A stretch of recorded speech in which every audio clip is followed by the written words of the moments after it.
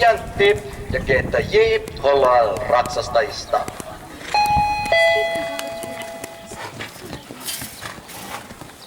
Ja tämä ratsukohan voitti edellisen 100 senttimetrin luokan. Valmistautuu Oranta, Kinnunen, Kivikoski ja Jönsson. Teija Pinnin ja Kerkkusämmän tulos 0 virhepistettä ajalla 66-64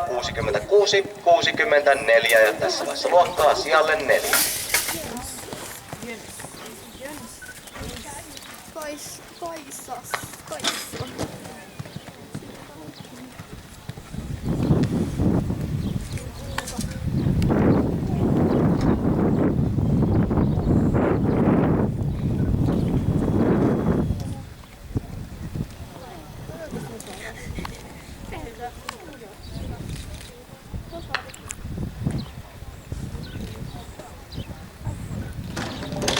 Ouch.